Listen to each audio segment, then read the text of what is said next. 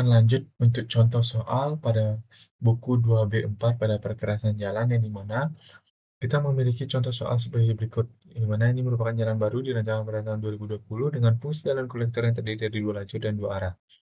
Dengan faktor distribusi sebesar 50% dan dengan umur rencana itu 20 tahun. Dan juga pertumbuhan lalu lintasnya sebesar 5% per tahunnya. Jalan ini dibuka pada tahun 2023 dengan data material sebagai berikut, yaitu muatan lapis permukaan dengan aspal beton sebesar 450.000 PSI, lapis pondasi atas granular itu sebesar 30.000 PSI, dan lapis pondasi bawah granular sebesar 11.000 PSI dengan CBR tanah dasar itulah 6%.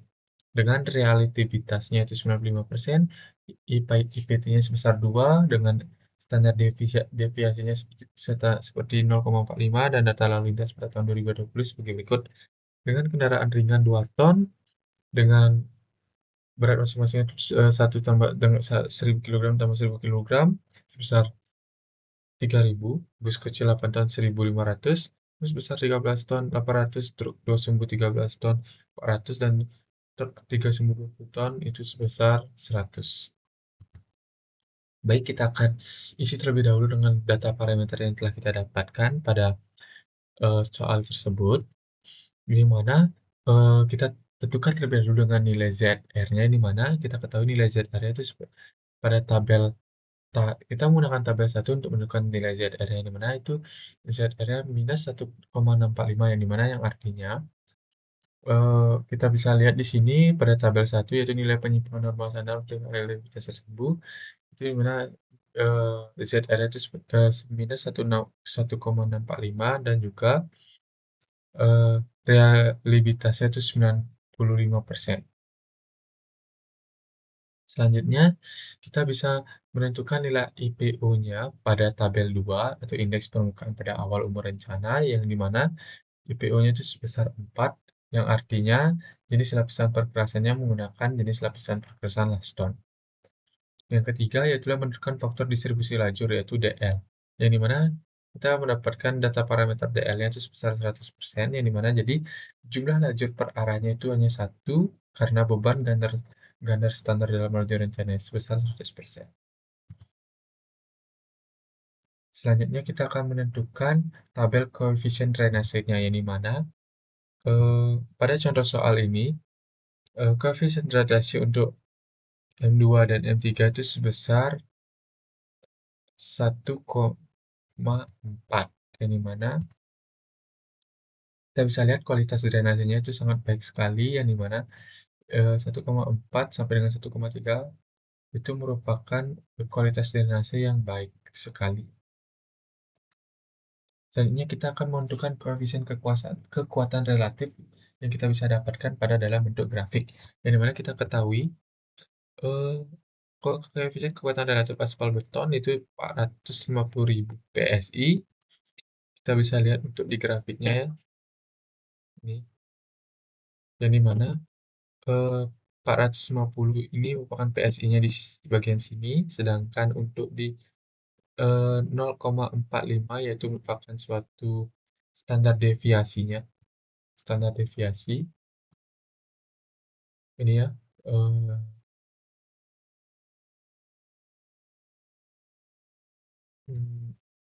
standar deviasi 0,45 yang kita gunakan, sehingga kita dapatkan koefisien kekuatan relatifnya itu sebesar 450, dan dengan standar deviasinya itu sebesar 0,45.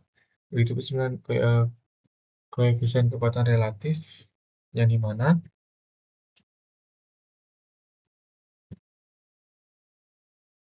bukan standar deviasi, tapi koefisien kekuatan relatif pada aspal beton ini yang sudah kita tentukan.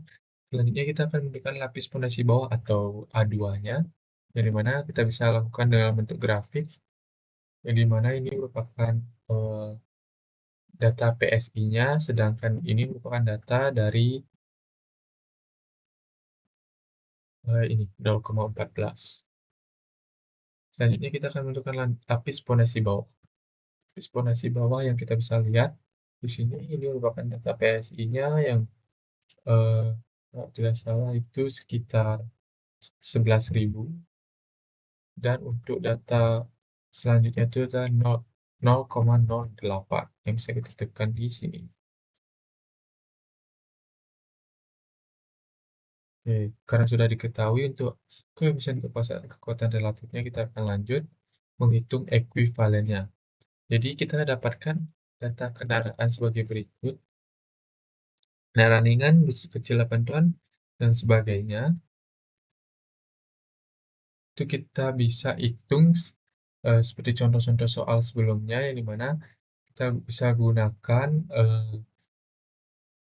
rumus-rumus perhitungan seperti ini, sehingga kita bisa dapat em, angka ekuivalen STRT, STRJ, STRG, STRRG yang kita bisa akumulasikan dengan sesuai dengan soal ini, yang dimana ekuivalen dari kendaraan ringan itu contohnya seperti ini kan terdapat 10 kendaraan, sorry, 3.000 kendaraan. Baik, selanjutnya saya akan menghitung ekuivalen dari masing-masing kendaraan, yang dimana eh, kena contoh contoh-contoh kendaraan, data-data kendaraan yang sudah kita dapat ini sebagai berikut, yang dimana kita bisa hitung angka ekuivalennya sebagai yang sudah saya jabarkan, yang dimana 10 ini merupakan beban sumbu tonnya dibagi dengan 53 kN dengan ditambah dengan sumbu, jika dia sumbu tunggal kita bisa lihat di tabel ini, maupun yang sumbu tak ganda kita juga bisa lihat dari tabel ini. Jika merupakan hasil 0,0015 untuk kendaraan ringan, bus kecil 0,2367, bus besar 13 dan 1,7151, sorry. Untuk kendaraan sumbu 2 sumbu 13 ton itu sebesar 11691, untuk truk 3 sumbu 20 ton itu sebesar 27135. Jadi untuk bus kecil untuk bus besar 13 ton dan truk 2 sumbu 13 ton itu yang benar adalah 16951. Selanjutnya kita akan menghitung beban ganda standar untuk lanjur, yang dimana kita bisa mendapatkan data-datanya, yang dimana LHR pada tahun 2020 itu sebesar 1000 untuk mobil penumpang 2 ton, bus kecil 8 ton 500, bus besar 200, truk 2 sumbu ringan 13 ton 150, dan truk 3 sumbu 20 ton itu sebesar 80. Sedangkan untuk DLHR pada tahun 2023 itu mengalami peningkatan sebesar 1958, bus kecil 8 tahun 579, bus besar 232, truk 2 sumbu ringan 13 dan 174, dan truk 3 sumbu 20 dan sebesar 93. Kita total ini merupakan satu ekuivalen total yang sudah kita hitung sebagai berikut datanya. Dan untuk W18 kita bisa hitung menggunakan rumus sebagai berikut, yang mana DD. DD ini merupakan eh, ini sebesar 50%.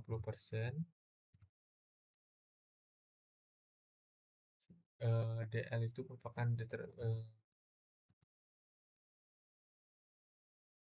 merupakan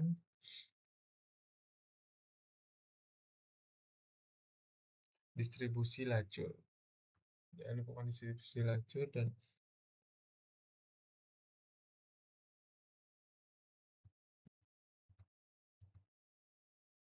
dan dikali dengan W18, sehingga menghasilkan hasil untuk mobil penumpang 2 ton itu 1,699, bus kecil 8 ton 136,979, bus besar 13 ton 139,457, truk 2 sumbu ringan 13 ton 294,342, truk 2 sumbu 20 ton itu sebesar 251,296, sehingga menghasilkan hasil akhir itu 1077.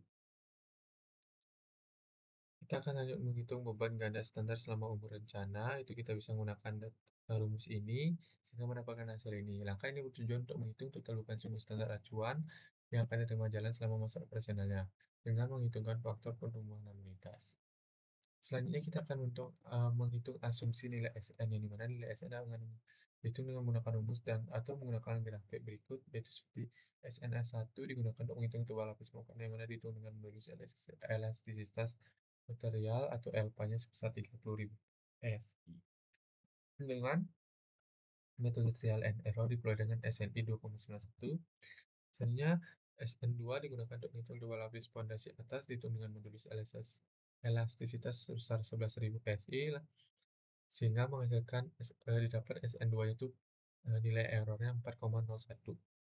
Selanjutnya SN3 untuk menghitung tebal lapis pondasi bawah dihitung dengan modulus resilien tanah dengan dasar itu sebesar 6.000 PSI. Langkah perhitungannya mendapatkan nilai SN3 sama dengan SN1 sehingga didapat SN3 itu 4,82. Ini merupakan grafik nilai SN jika tidak menggunakan rumus yang dimana data-data ini merupakan data-data dari yang kita dapat dari eh, nilai error SN1, SN2, dan SN3.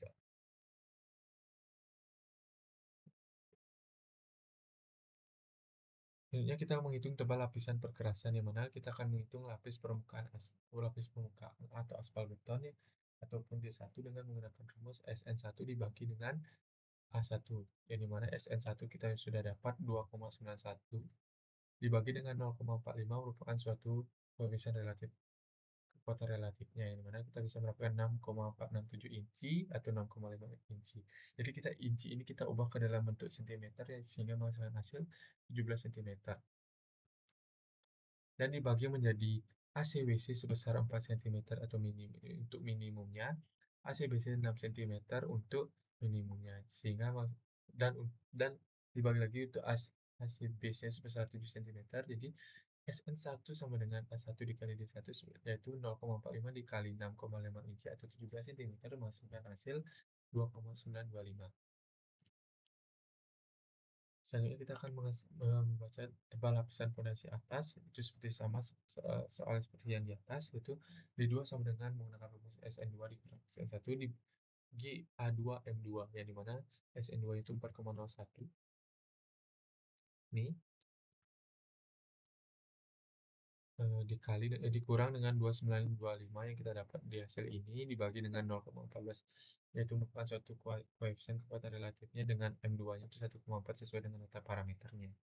Ini menghasilkan hasil 5,536 inci atau 5,6 inci yang kita bulatkan menjadi cm menghasilkan hasil 15 cm.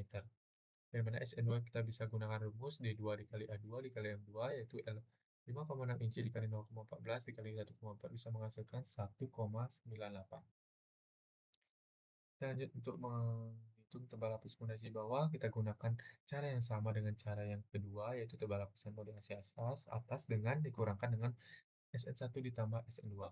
Sehingga kita merupakan hasil 10,038, yaitu kita bulatkan dengan cm merupakan hasil 26 cm. Hasil perencanaan tabel perkerasan ini kita gunakan untuk dari ACWC-nya sebesar 4 cm, ACBC 6 cm, dan ACBC sebesar 7 cm. Sehingga kita mendapatkan hasil lapis pondasi atas sebesar 15 cm dan lapis pondasi bawah sebesar 26 cm.